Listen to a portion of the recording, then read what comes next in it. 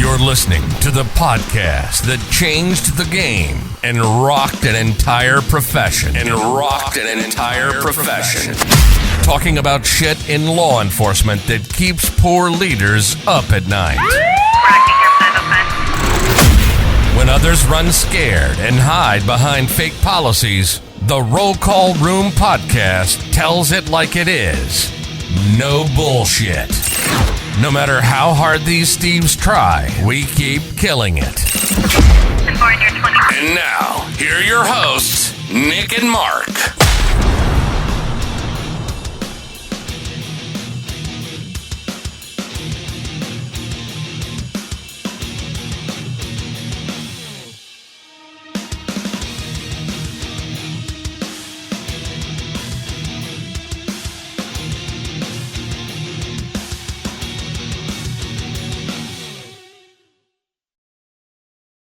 All right, folks, welcome to another episode of the Roll Call Room podcast.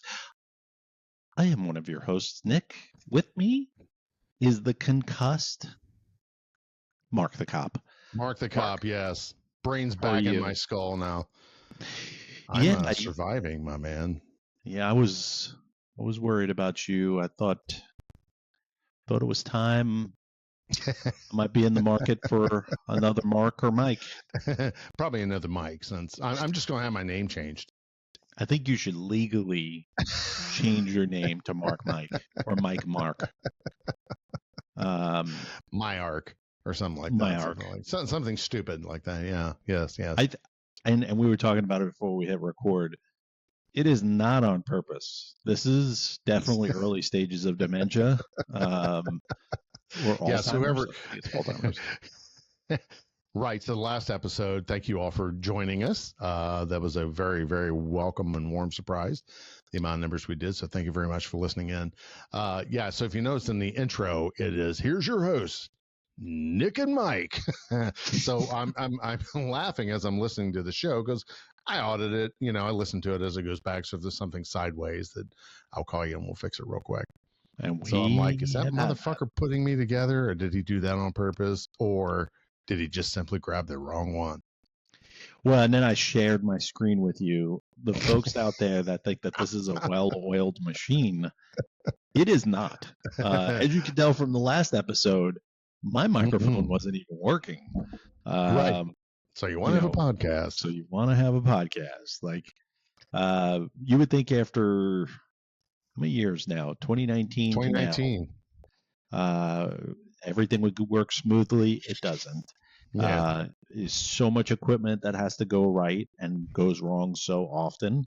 Mm-hmm. But you know what? I'll mirror what Mark said. The folks that tuned in, I think there was 20,000, 21,000, somewhere around there, last episode on YouTube. Thank you so much. Mark and I are perfectionists, so when we caught that the microphone was not working, definitely it hurts myself our hearts. It does. I mean, and I get these texts, what the fuck's with Nick's mic? I'm like, he's drunk again. Too many margaritas with breakfast. Now that he's allowed to take drugs, he just does whatever the fuck he wants. I love, I love the show direction. I love what we're doing. I love the fan engagement. There you are again. Sorry, but we have sponsors from time to time. We've had Manscaped, we've had Phantom, we've had quite a few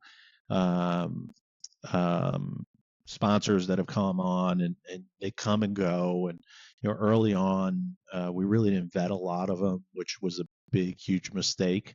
Mm-hmm. You live and you learn. I think there's, you kind of feel a bit of ego where you're like, oh my God, this company wants to sponsor you. And you're really not really, you're not really looking at it. And you're like, what am I getting? And, there's a lot of business that is involved. And I know with your podcast, I never started doing this for the business side, never the money or any of that stuff. Right. We talk about it all the time. I don't think I've ever been in the green ever. So no. Me neither. Yeah, I mean, it's a passion, it's a love, but every so often you wind up crisscrossing your life with people that are just genuinely great people and that you want to help their business, and you have similar things in common, and sometimes by Hey, accident you run sorry, I'm not into. hearing you. No, you're fine. Usually me, you just shout "fuck face." No, Maggie the Wonder Dog is Susan's gone, so the white squirrels are attacking. But anyway, go ahead. Sorry. I usually throw stuff at them, but I don't. So no animal control at my house, please. So every once in a while you'll meet up with people, you'll hook up with people, and you realize that what you're doing is the right thing. Like, Right. Oh yeah. Yeah, you get that we've been energy right away. yeah. I mean, we've been in battle with your old agency and my old agency, and then that's kind of simmered off. We don't really talk too much about it because it's like, I mean, it's yeah. Go ahead. no, I know where you're going. It just gets to a point where you're just like, everybody knows they're fucking dog shit, so there's no need to continue. Like, Right. it writes itself. The comedy It really writes does. itself. Yeah. Um, so I have my wife to thank for this. So I think we talked about it last episode. Mhm. I'm a big, huge hockey fan. I've played hockey since I was a little kid. She thought it would be nice. There's this kid on the Blackhawks that I'm a really big fan of. Not a Blackhawks fan, but just the kid Bedard that plays on there. He's a young 18. He was 18 years old, and he just reminds me of Wayne Gretzky. And she reached out to this place, and she got this Winter Classic jersey for me, and then struck up a conversation with Robert and Kim, who are the owners of the company, and befriended them. And then she said, "Hey, listen, she talked to me about it, and I said, it'd be great if we can kind of talk about them on the show, like talk about their business and and help them grow their business." And so she told them about the roll call room, and I don't really want to get too much into the personal stuff because people's journeys are their journeys. But let's just say that this podcast has helped in more ways than one. And it's interesting because I told Nicole, I said, it'd be interesting if Robert and Kim knew how many times that roll call room almost ended, like how many Right. times we've almost shut it down, where it's like, do we want to continue to keep doing it? Do we, it just gets. Well, we even a started lot. doing a new show development. It's called Off Duty and On the Air. When we were spitballing around putting that format together. But yeah, roll call room.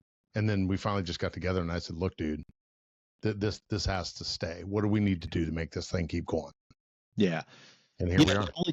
It only takes one person, like with them, where you're like, oh shit, this is really helping people. Like, and you tend to forget that.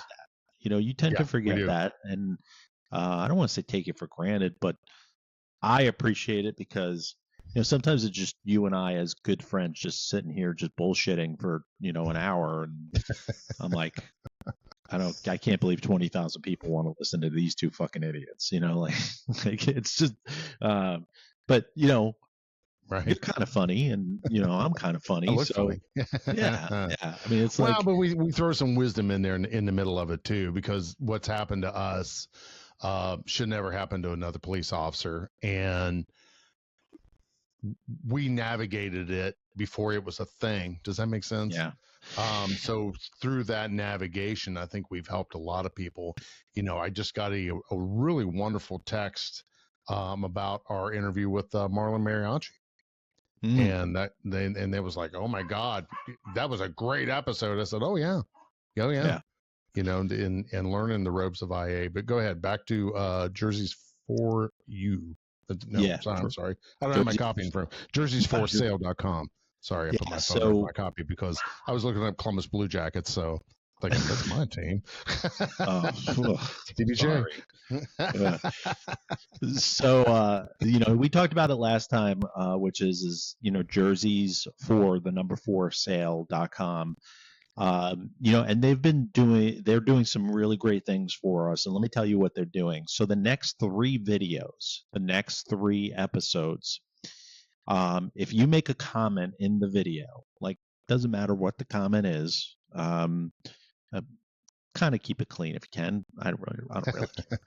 But what'll happen is after the 3rd episode, Robert from Jerseys for Sale will select the best comment out of the 3 episodes, and they will get a free jersey. They just have to pay for shipping. Nice. I think that's a phenomenal. That is phenomenal, because folks, you jerseys understand are extremely expensive. They are up there, and that is fantastic. They also have a 25% discount if you use the promo code RCR on Jerseys for Sale. That's the number 4 sale.com. And they are getting stuff in as they go. So when you go on there, if you don't see something that you like, the other thing is you may want to reach out, but they're getting constant new inventory in. And I got to tell you, I've gotten 4 or 5 jerseys from them, and they are phenomenal. Like this 4 Nations USA jersey, Matthew Tkachuk, it's top quality. It's just phenomenal. So I say that not only just to plug them, but also that everything kind of came full circle, which is it's amazing how we're kind of helping each other out. It's just been an amazing journey. Yeah. And thank you for listening. Yeah. Thank you for listening. For Robert and Kim. Thank you very much. Yeah. Thank you, Robert and Kim. And, I know you're listening. So I just wanted to say, we're looking at you right now through YouTube. Is it creepy yet? I'm just kidding. Yeah, of course, it's always creepy. So that being said, let's move on. A lot in the news, man. A lot in the news about ICE. As we record this, there was a temporary restraining order up in Portland about deploying National Guard. There was a police sergeant in Portland PD that was attached to that temporary restraining order. Very interesting take on it from that sergeant. I would venture to say that he is maybe leaning to the left a little bit. Maybe. Yeah. Well, here's the thing. My daughter lives out there, and we don't go downtown Portland, where she's probably 30 miles away in one of the suburbs. And, going downtown used to be kind of cool. It had a vibe to it, but they just let the homeless take over. And there's these junk motorhomes sitting on the street, tents everywhere, shitting in the streets. It's like, why would anybody want this? And the homeless are very brazen. They won't leave you alone till they give you money. And a lot of these business owners are trying to survive downtown, like Voodoo Donuts. I think they even closed it up and moved to a suburb. I know one of the big major retailer out there, they closed their store downtown just because it isn't safe. And moved them out to the suburbs. It's like, why? Who thinks this is a good idea? And I can remember, 10 years ago when they're trying to revitalize these downtowns, and that was the big push. Let's move all these folks downtown. Well, now, they're moving these basically, hey, let's clean our prisons out and move these vagrants downtown for what? And I think that the whole idea is, number one, I feel it's the replacement theory. That's why they're against ICE, because they don't want them deporting their future voters, which, by the way, that video 47 put up on Truth was freaking hilarious with Hakeem in the sombrero. With the sombrero? Mustache. Yeah. And then Chucky talking about, well, nobody likes us anymore. But really, that's the thing. So they're having these paid protesters attack the federal buildings every night. But yet now they're like, well, we don't want you to bring the National Guard in. Yeah. It's like, no, ICE has a function, and America has spoken. And I can Yeah. tell you, regardless of when I worked, if my boss said, don't help out the feds, yeah, fuck you, dude. Yeah, you can write me up later. I'm not going to sit by idly while these guys are getting attacked. And I don't think anybody else would, unless you swing that way, I guess, for lack of a better term. Yeah, I think SCOTUS is going to have to. I mean, they are. They just met Friday or Saturday. I can't remember. Supreme Court met to discuss their schedule because they're back in session, and Right. that's one of the heavy court cases that are going to be very well. That's going to be watched very closely, which is can the president of the United States deploy the military to squash crime, or kind of like what he did in Washington D.C. I think that's already been argued, and the answer is yes, because they tried to tell him that shit his last time around when he's like, "Are you sure?" Because they were all saying, "Well, you have to let the mayor and the governor request it before you can send them in." And he's like, then he got smart and he's like, "No, I don't. I can send them in. I can send them in for 30 days." Yeah, and but I of think, course, remember, it's $1 million every time you activate the National Guard. Yeah, but it's cost. It's cost. That is cost. Yeah, I think. The tricky part is are you going in to clean crime up, or are you going in to protect federal buildings? Like with Portland, an outhouse is on fire, you let it burn. You protect the area around the outhouse. You protect the house, so that doesn't go up with the outhouse. And I think that's the strategy, which is you deploy the federal, the National Guard, or you deploy military to protect the federal buildings. And it sucks, but Portland's lost. Portland's just as lost as LA, as just as lost as Chicago, and it's a damn shame because folks in those cities don't want that shit. No, nobody wants it. And they will tell you they don't want it. Right. If I was a business owner that got some tax subsidy and I invested my money in that downtown area and they're just letting it turn to shit because they keep changing the rules so the cops can't do their jobs, they need to be at their council meetings raising 10 kinds of hell with them. Get those people out of there. Because, there is an agenda there. We are a nation of laws. And, you spend this whole defund the police thing. How's that working out for these major cities? It's kind of like the whole de-escalation thing. I was watching some videos where these guys like, well, and I'm like, man, back in my day, I'd have done snatched that sumbitch off his feet, and put him in custody. But it's a different world, man. Yeah, but I feel the pendulum is starting to swing back. Yeah, I get maybe I was a little quick, to go hands on, but then again, on the other side of the coin, fuck around, find out. Yeah, you only had to do that once or twice. And there wasn't a problem. If you come back with overwhelming force, especially in a riot situation, why are we arguing with these people? Yeah. Cloud the goddamn street with CN or CS gas, start snatching people off the skirmish line, arrest every one of them, interrogate them, who's paying you, and then start working it backwards. Everyone now realizes, somebody doesn't just wake up someday and say, let's go riot. No. They're being organized. They're being paid a lot of money to go in and wreak havoc on your city. That right here in Dayton, Ohio, when they had the riots here, none of these people were from Dayton. The ones they arrested, they were all from out of town. Same thing happened in Ferguson. 95% of them weren't even from Ferguson. Like, but Kyle we didn't know that. We didn't know that at the time. Right. We thought it was all locals doing it. Right. And it was the Kyle Rittenhouse trial that really highlighted, because what did he kill? One guy or two guys? He killed one guy and then shot another guy's fucking hand off. Well, but they were attacking him. Well, no. But I'm pro Kyle. Like trial was a fucking kangaroo court. Yeah, we need to get him on the show. Yeah, I've communicated. That would be a fun Instagram. interview. Yeah. Sorry, squirrel. No. What I was going to say was the two people, the guy that he killed and then the guy that was injured, both of them weren't from Ferguson. They were bused there. I think there's a bigger systemic problem though, which is that you can arrest all you want now.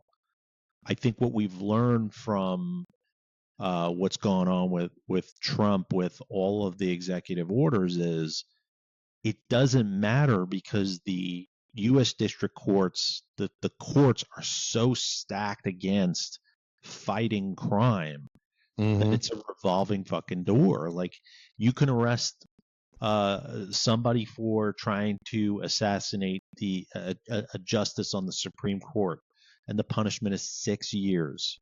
Right. 6 years. You get more time for domestic violence than you do for trying to kill a Supreme Court justice. Right. That is absurd. And I think Charlie Kirk thing really taught us a big lesson, which is that you have a lot of people that have some deep hatred just because of who you work with, who you work for, and what you do for a living. I don't know, Nick. I think it's a big minority. I think it's, I mean, of course, where I live at, 6 months in a day in Florida, and then the rest of the time in Ohio, 2 Republican states, right? Yeah. But I go out to Oregon and visit. So you don't my daughter's always saying, don't be talking that shit out here, Dad. They'll get in your face. I'm like, I ain't afraid of these motherfuckers. But on the other side of the coin, I think that 99% of Americans want law and order. They don't want that havoc in their, who wants that havoc in their life?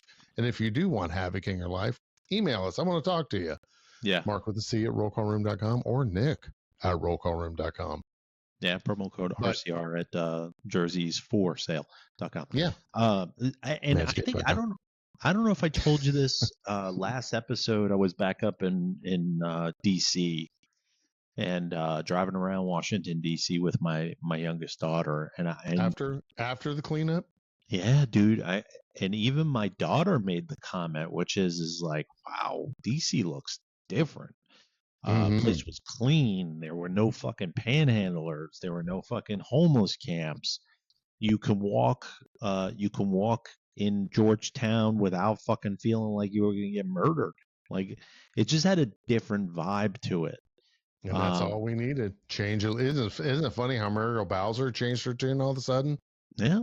Yeah, because you know what? Hate Trump too. Oh, I think it's a good idea to do this. Well, she's also afraid that he's going to fucking take over DC. Like, I think that day's coming.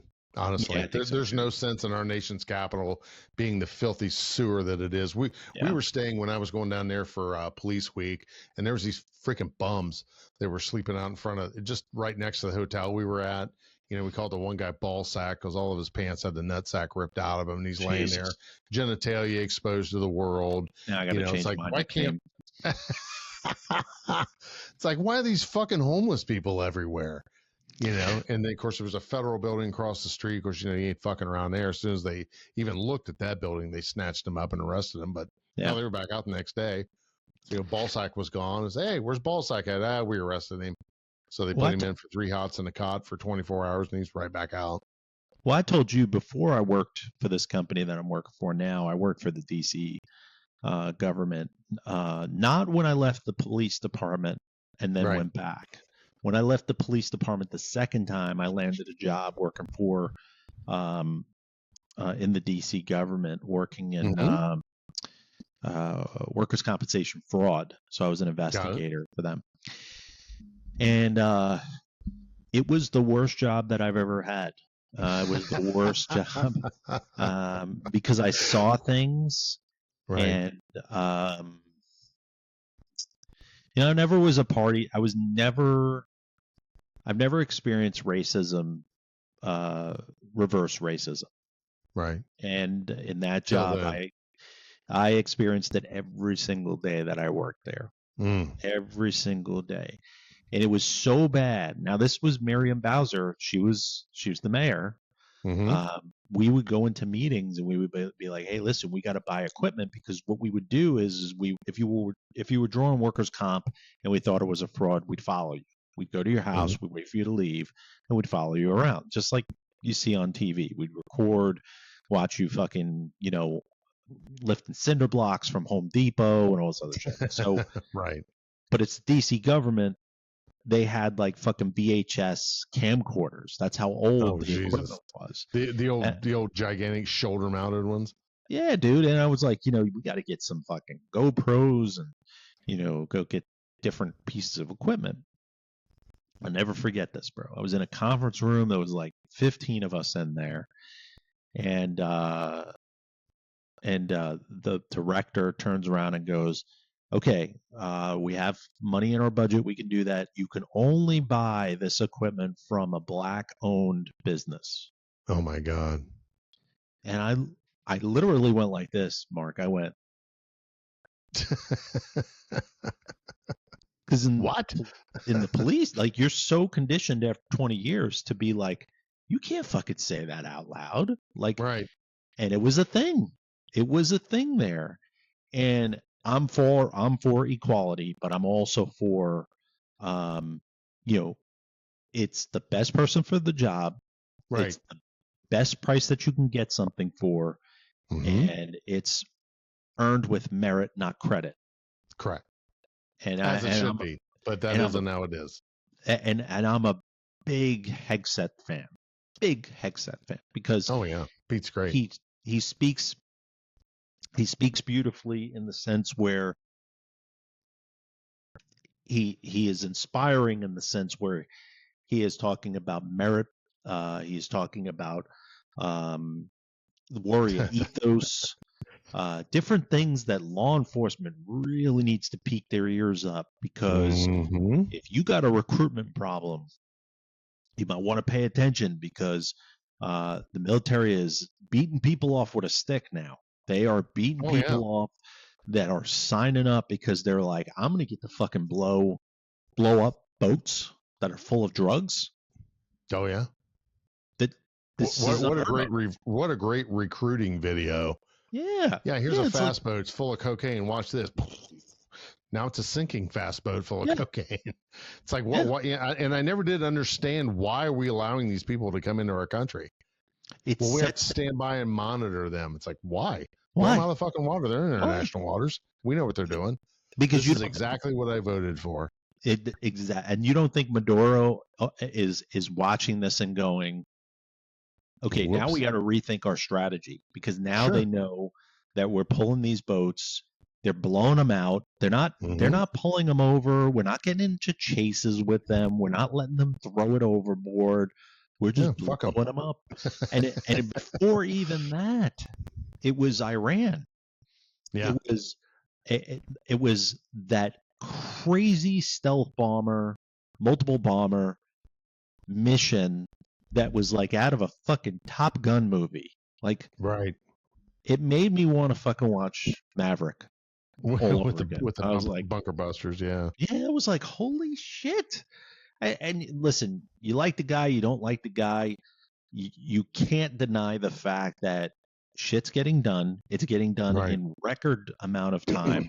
The guy has stopped 6 wars. If he gets this Hamas thing closed, it'll be monumental in world peace. Um, I mean, bringing it back full circle, I think the ICE thing. I worked, and I want to get your answer too, which is I worked in a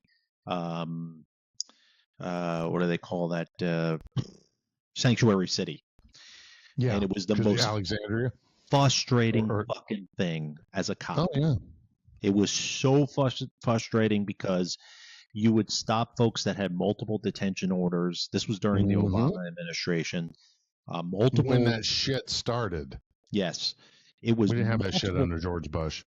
Yeah, it was multiple pickup orders, and so I would take them to booking on the charge that I had them on, Mhm. and then the deputy would run it and be like, "Yeah, they're wanted out of they got a pickup order because something happened in Venezuela or wherever the fuck they were, right?" Mhm. And they wouldn't call ICE. They would just release them on my charge, like on RR, on their own charge, on the Alexandria City charge. And it's all because they're fucking a sanctuary city. They're left leaning. They don't understand what they're doing to their own city by allowing that. They have pockets of illegal activity going on, or illegals in these pockets right outside of Washington, D.C., sitting on millions of dollars worth of property value, but they're living in apartments where there's 8, 9 of them in a 1-bedroom apartment. Right. And it's terrible. Go ahead. It's terrible. I got a history here. The living conditions are terrible. Oh my God. Oh God, yes. It's open horrible. the door and the butt smell comes rolling out, and it's like thick. You're like, ugh.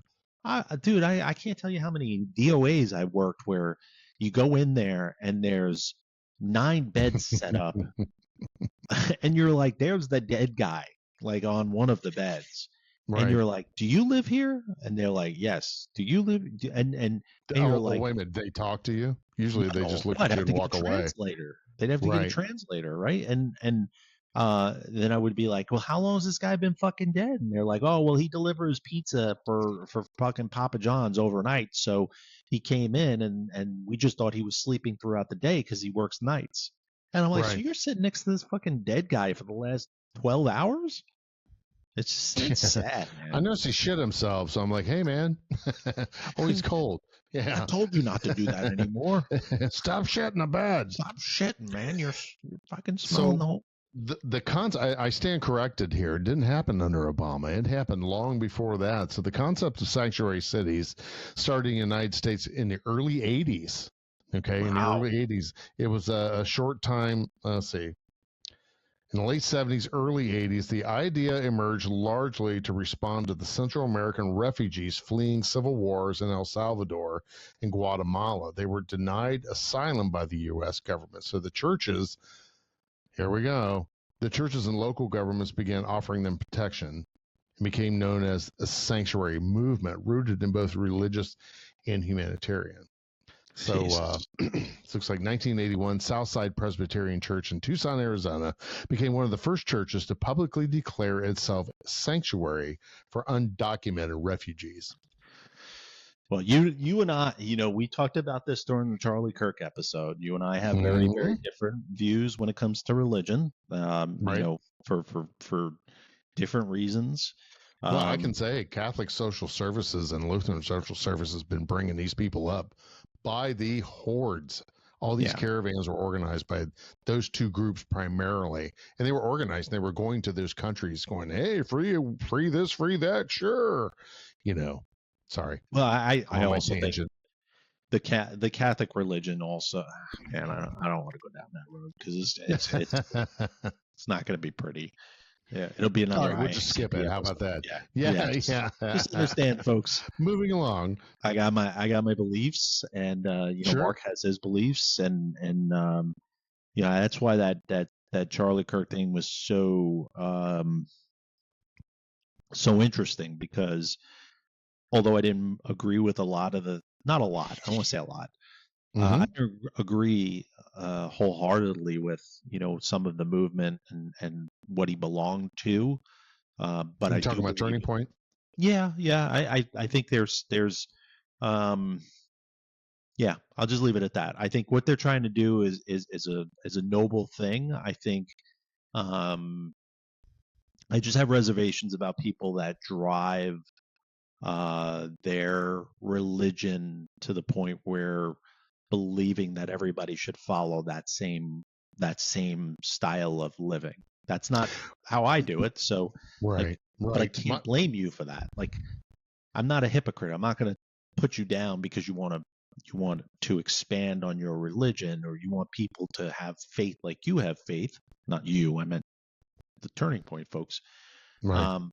But I think it's very difficult to push that in college campuses. I think it's kids don't really understand that.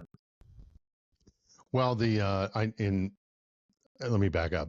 First of all, and I meant to say this during the Charlie Kirk episode, was that I was never really a big fan of his, to be honest with you. No, I just never got into his work and never delved into.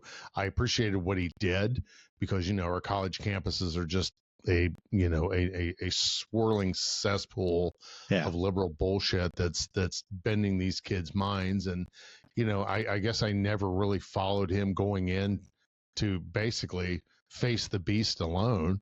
Yeah. And he was just hitting these kids with facts. You're being lied to. These people are lying to you because they're trying to change the face of America, and they've been doing that since the 80s. right? Yeah. And it was another reason why I was turned off on academia, because I've seen some of my friends go off to college and come back and talking that shit. So since he's passed, since his assassination, I've started watching more of his videos. Yeah. And I feel bad that I wasn't more of a supporter. I just like, Yeah. yeah, he's just a young guy. I really never really got into his stuff. More of a Dan Bongino fan myself. I really like what Dan does and how he is. And I'm really thrilled that he's our deputy director of the FBI. The guy turned down multi-million-dollar year business to go serve.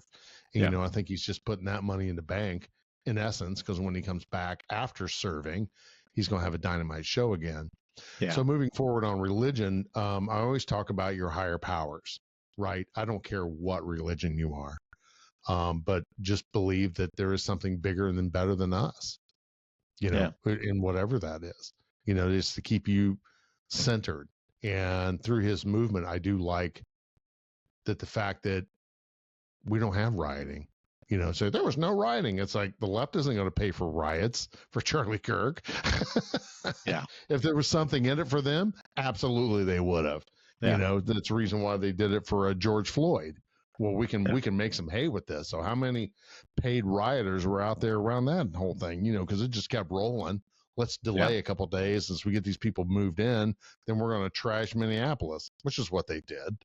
And the beauty of it is right now, I think as we sit here in America today, we see that we've been fucking lied to for the last 10 years by our government and the news media. So I think that's another Marxist strategy, is to get you not believing anything. Yeah. So I think when you get back to, let's stay with truth, let's go back to your higher power. And again, like we say on the Shield Within podcast, faith, family, friends, favorite activities, or like Michael B said the other day, fun. Yeah, that's a good thing too. So that thing's going to keep you centered, especially for you first responders that are out there working. Thank you so much for listening. We appreciate each and every one of you. Another good thing. Were we done on that topic? Yeah. No. I'm tracking on you, man. Like I agree with you on all of the above. I think, for me, I always watch Charlie's videos because there's certain things that I did agree with him on, and then there's certain things that I don't agree with him on because I have family members that he wouldn't approve of, and that I can't get on board with that. Like, when you look at left and right, and you look at conservative, and you look at Democrats and Republicans, and so on and so forth, I've always considered myself right in the middle. And I think you and I agree on that, which is sure. I've always been on right in the middle because I like to remain unbiased and kind of fair. But I think over the last, I think probably the first indictment was where I started getting pulled in a different direction because, and I think you and I have talked about this off air, like through text messaging, which is it resonated with me and you because I've been there before where I've been accused of something. I've been there before where the full might and power of a local government was used in a very, very vicious fashion. And I spent Ditto. Yeah, I spent 20 years of my life defending the judicial system and believing in the judicial system. And so anytime somebody makes a mockery of the judicial system in that fashion, I take it personally. I take it personally because that's not the way it's supposed to be. Right. And what I'm learning is that for the many years that I was a cop, I was extremely naive. Oh my God. I actually believed when I went into court that I was balancing the scales of justice. But what I didn't realize was it was such a liberal city that the judges, you were done. You were done before you even knew it. Like, I've been assaulted multiple times. I've charged people with assault on law enforcement. I had my orbital bone broken during a fist fight. And the person got 2 months in jail for that. And I just chalked it up to, hey, listen, I just didn't have enough evidence, or the trial just didn't go my way. And I look back on it now, man, and I think to myself, that had nothing to do with any of that. That Right. had to do with having liberal judges that were like, it's part of your job. Yeah, Part of let's your put job this to get guy out so you can abused. arrest him again. Well, funny enough, the guy that did that to me later on beat the ever loving shit out of one of my officers, and then got 15 years for it. I'll be right back. Yeah. We're going to take a break, folks. And we're back. You know, that's old age for you. You know, Mark felt a little tickle and to let it out. Yeah, he was talking about such passionate things. It gets like that. And, you know, we never talked about politics on the roll call room before, and I try not to because, you know, I think what we learned with Jimmy Kimball, which is a whole other episode, I think what we learned with him. Oh, my gosh. Yeah. Yeah. I think what we learned with him, we may have talked about it actually. Johnny Carson had it really, really down pat, where, you know, 50% of your audience is leans one way and 50% leans the other way. And when you disparage one side, you are now only collecting 50% of those listeners. Right. And then out of those 50%, only 20% of them are staying up or tuning in on YouTube with the many, many fucking shows that there are. Right. And then out of that, you got to keep them entertained. You got to have them keep coming back over and over and over. Right. And late night television is, I've had a busy day. I don't want to watch this political bullshit. I just want to sit here and laugh and then go to bed. Yeah, that's what I loved about Saturday Night Live when Sandler was on and all those great folks were on. You know, I was a young kid. You know, I just wanted to laugh. Like, that's it. I don't want to be constantly reminded of politics all day, every day. And I certainly don't want somebody. And I felt this way about Biden. I felt this way about Obama. I felt this way about Clinton. I personally don't think that you, as a journalist or somebody that has a show on national TV, should be disparaging the president of the United States. I think it's unbecoming. I don't care what part of you're from. It's the commander in chief. You know, you want to make a slight joke, then you make a slight joke. Like Johnny used to do it, make a little slight joke.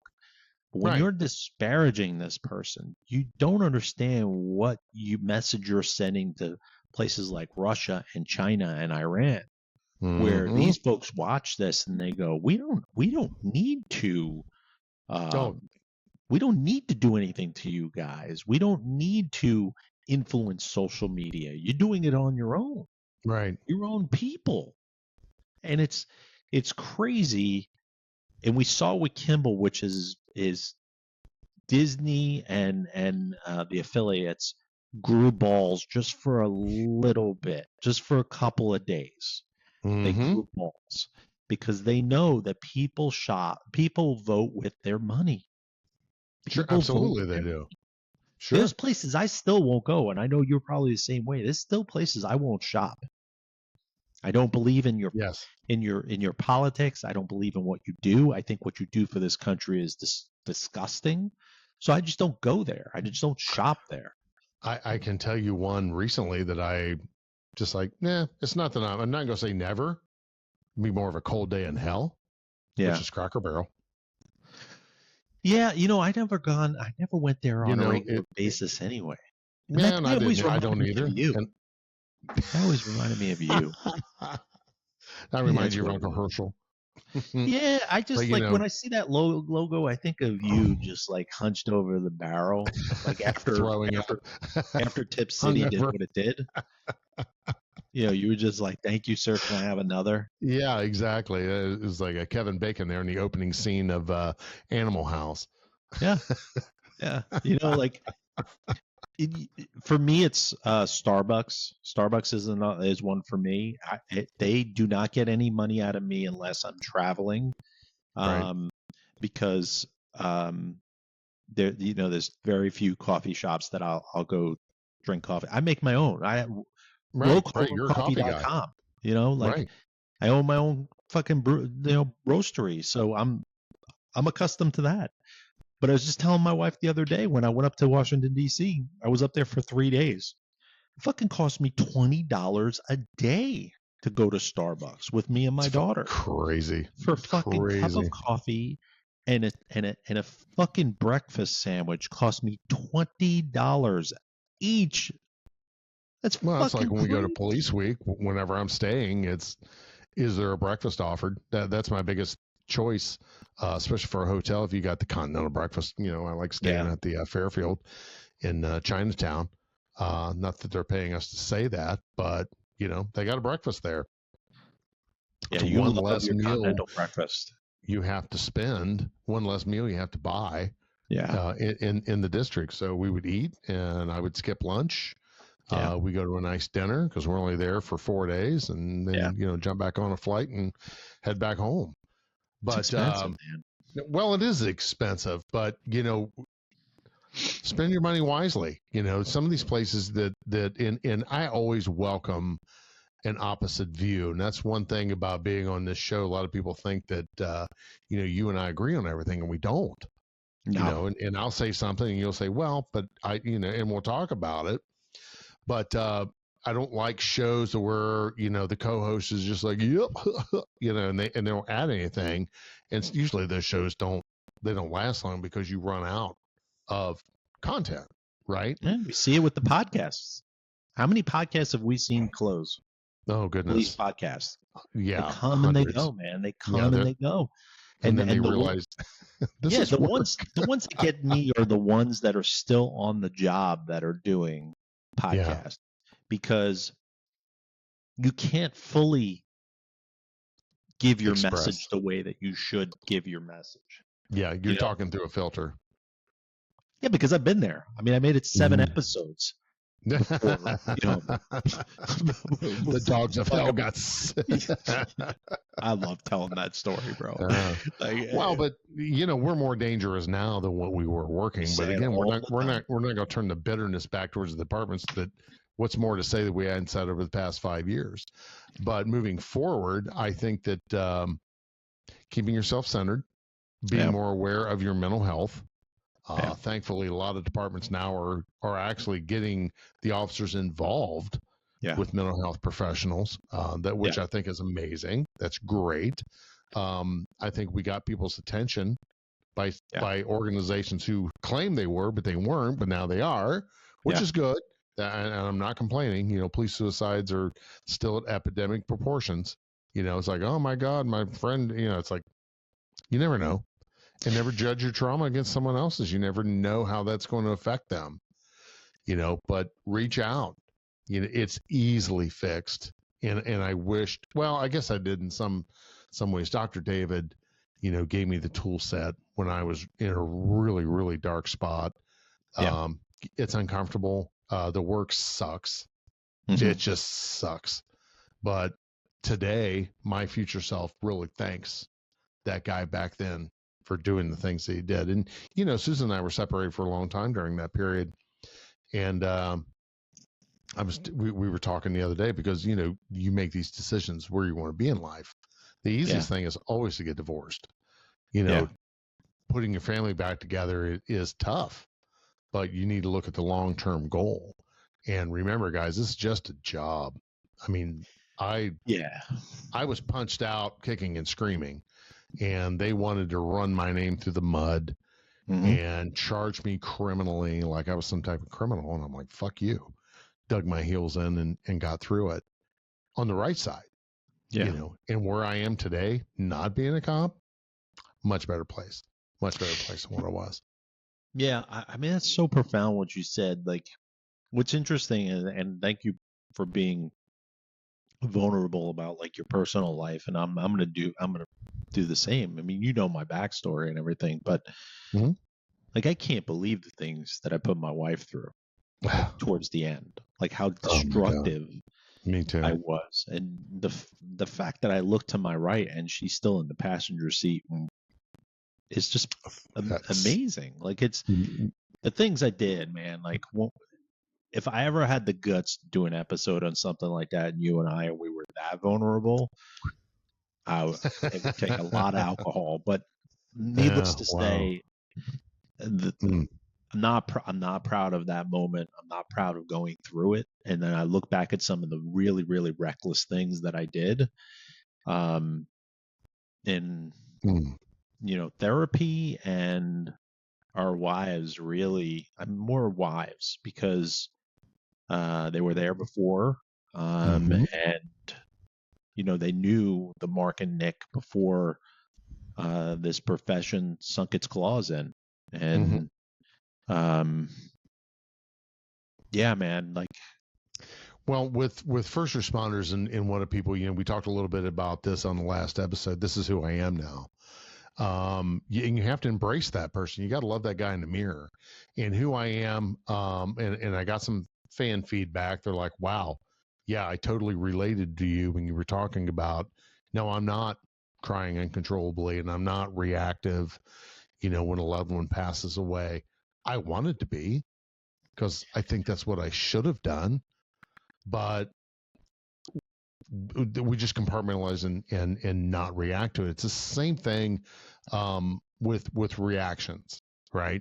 So Susan and I had a bit of a discussion this morning because she's a little 0 to 60 with me, so we have to, what we do now is we conflict, we stop, we apologize, we analyze, and then we try and find better ground. That's our agreement. And if I get really fired up, I just stop talking. But I promised her we will go back and talk about it again. Yeah. Okay. Before we just let it fester. But no, now we sit down. Okay, here's what I was feeling. Here's why I reacted the way I did. And it's perceptions, at times. But you have to fight for that relationship, just like you fight for other things. And we were talking about addictions. And being an addict, and it's like my process addiction right now is still food. It's tough. How's yours working, by the way? You decided to do we talked about that last episode, right? No, fat shot. No. I'm taking my fat shots, bro. Yeah, there you go. Yeah, I'm about to work into that. I got tired of watching those commercials with those catchy songs. And I was like, I want to give this company my money. I want to. So I had a little incident last week. Oh, is this the diarrhea thing, Brent? No, this is happens to everybody.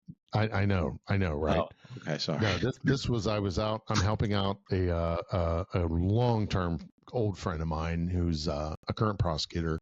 He's running for judge, so I'm helping put signs up. So I was in Kelly's neighborhood, the Kelly, and I'm putting up a sign. And if anyone isn't aware, when you're putting in T-posts, there's a post hammer. It's a long tube. It's got handles on both sides and the weighted ends at the top. So I'm driving in these posts.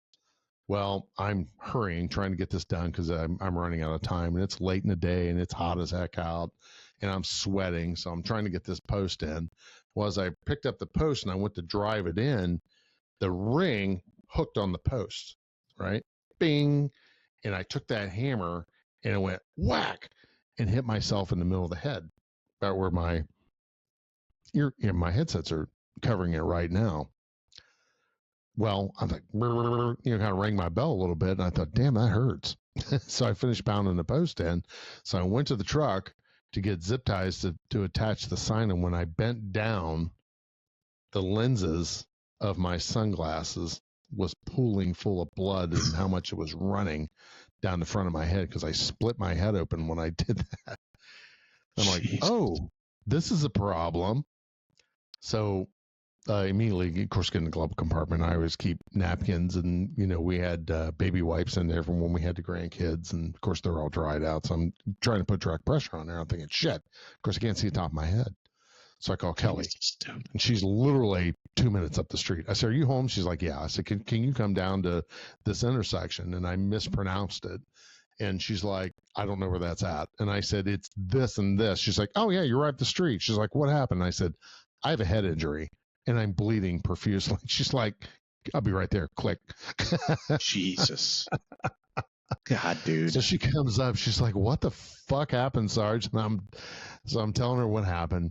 And I had about an inch split in my scalp. And we finally got the bleeding done. She's like, "Well, come back to the house. We can put some Neosporin or whatever on it, and we'll decide whether you're going to go to the hospital or not." So I text Susan. I said, "Hey, I got a head injury. I'm going to be hanging out here at Kelly's for a minute. Give me a call when you can." So she calls, and she never saw her text messages. That's I could relate. Right. So I said, "Oh, you didn't see your text message?" She's like, "No." I said, "Read them and then call me back," because Kelly sent her some photos, and she's like, and this was Friday. She's like, "Are we going to the emergency room?" I'm like, "Ain't no fucking way I'm going to the emergency room on a Friday night." That's what I couldn't told pay me. Yeah, and I told you the same thing.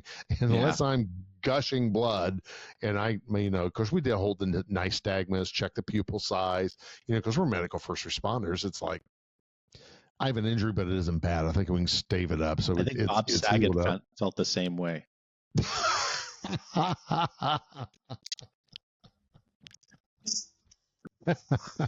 Well, not to cut your story short, but I didn't want to tell you this. That's wrong on so many different levels. I was able to get the video of you doing this. This took a tremendous amount of favors and local government power that I have. And folks,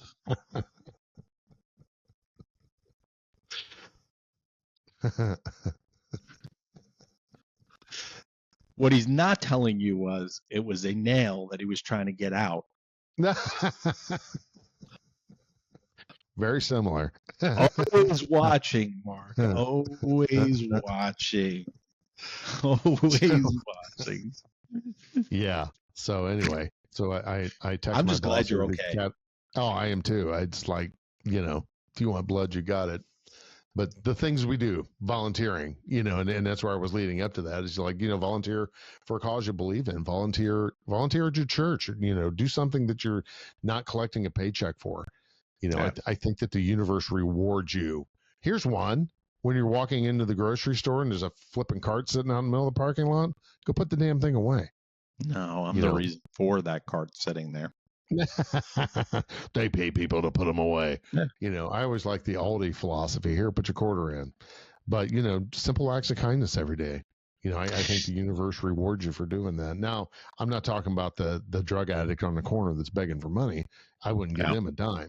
But, we had a while ago, a young lady's car stalled in Friday afternoon traffic. And I said, "What's wrong?" She's like, "I don't know." I said, "There's a driveway right there. I'll push you into it." So a couple other dudes jumped out and, we got her out of the roadway and shoved up into safety, things like that. Yeah. Stupid at the time because traffic was really heavy, but, we got her out of the way and traffic started flowing again. Yeah, I think that's a good way to end the show, which is, I think that's where we need to get back to as a society, which is do something that doesn't just benefit you. And I kind of miss that from being a cop. Like I miss that. Like that. I mean, we talked about it the other day. There's certain things about the job that I miss. I talked about it the last episode or the episode before, which is picking up your dry cleaning. I miss. Oh, that was cool. Yeah. Yeah, I miss that awkward season where it wasn't cold enough to wear long sleeves, but it wasn't warm enough to wear put a light jacket on. Yeah, right. Right. It was that awkward time, but I miss the fall. I miss the smell of the fall on the job. I miss that. Or the stink of the spring when you realize it's warm out now and your vest is funky as fuck. Yeah. You're like, I'm going back to freezing. But I will say this, and then we're going to wrap this up, which is when we're talking about spouses, and I think we have to do another episode about spouses. I think when you're on the job and then the other person is not on the job, what I regret is not having faith in my partner enough to discuss the bad times, the good times, and the frustrating times. And then cutting them completely out of that and creating another life that I thought was the right way to cope with that. Oh, because we were protecting them. Yeah, and looking back now, it's such a cowardly way of handling it. And I don't want to say that. I don't think don't beat yourself up. I don't think it was cowardly. I got a lot of advice not to do that from the Yeah. old hats. The guy that's divorced 3 times and has crushing child support. No, don't tell your wife that. Oh yeah, that was good advice. But you didn't know any better, and we didn't know any better. Bring it home. But I think through the right. So through the venue of podcasting, we're telling our people, yeah, they may not understand what you just saw. Guy with his head ran over and his eyeballs crushed out, but they know that they know you, and they can help you through it. It's like when my wife has a problem now, I have to preface it because we're men of service, right? Do you find yourself doing this? She shows me a situation, I immediately go into problem-solving mode. Yeah, so I'm like, okay, let me ask you, do you just want me to need me to listen, or do you want me to help you problem solve it? Yeah. And a lot of times she's like, I got it figured out. I just need to talk to you. Yeah. Okay. Because I can't, again, this is how we are now. I can't go into a situation without trying to problem solve it, and shutting this is very difficult. Yeah. Because she'll start saying A, B, C, and D, and I start immediately chipping my beak about, well, E, D, and F, and she's like, I don't need your solution. I just need you to listen to me. Yeah. That's fair enough. I don't think you're not isolated to you, because I do it also. I think it's just wired in us from being problem solvers for so long. I think that's my big piece of advice to folks that are still on the job, that have spouses that aren't on the job, which is it's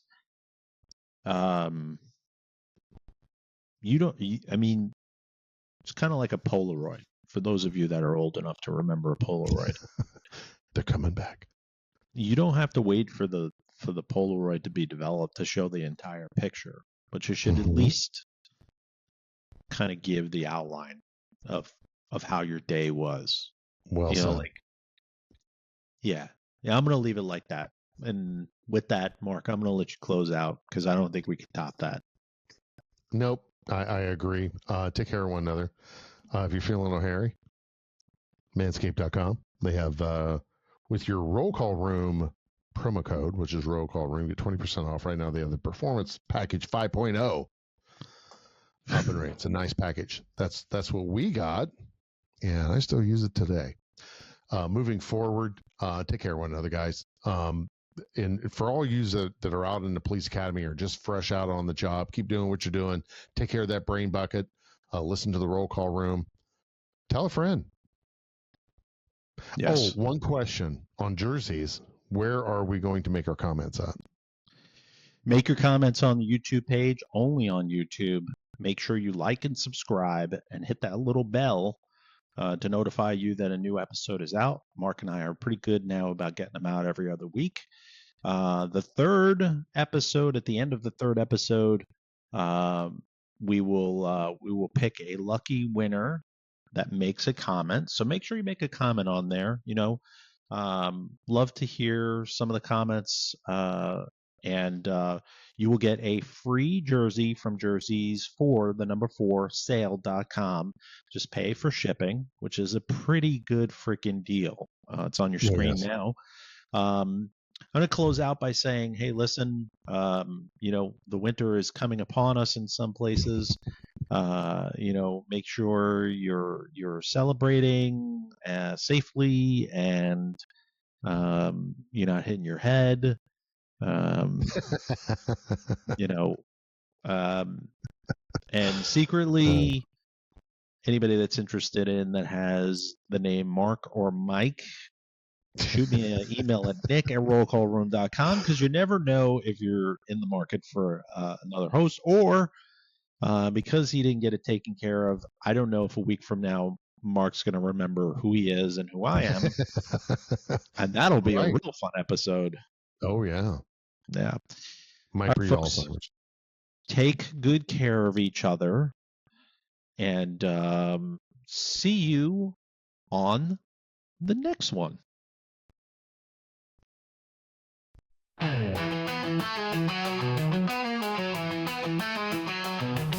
the courts to the field, we've got what you need. Every team, every color, every fan guaranteed. High quality threads, fashion meets the game. Jerseys for sale, remember the name.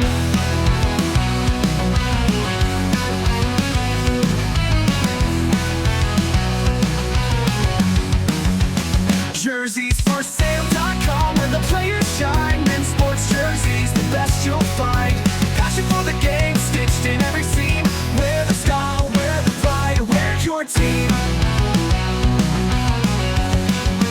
Jerseysforsale.com, where the players shine. Men's sports jerseys, the best you'll find. Passion for the game, stitched in every seam. Wear the style, wear the pride, wear your team. Trends of today, tradition on display. From legends of the past to the stars of today. When you want the look, when you want it first. Jerseys for sale, quench your fashion thirst. Jerseysforsale.com, where the players shine. Men's sports jerseys, the best you'll find. Passion for the game, stitched in every seam. Wear the style, wear the pride, wear your team. Jerseysforsale.com, where the players shine. Men's sports jerseys, the best you'll find. Passion for the game, stitched in every seam. Wear the style, wear the pride, wear your team. On the court, in the stands, or out with your crew, we've got the jersey that's perfect for you. Not just a shirt, it's the way you belong. Jerseys for sale, quench your fans are strong.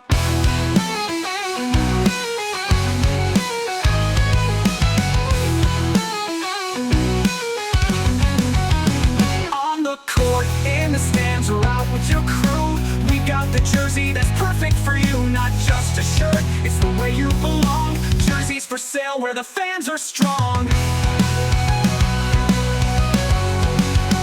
Jerseysforsale.com, where the players shine. Men's sports jerseys, the best you'll find. Fashion, passion, all rolled in one. Jerseys for sale, where the game lives.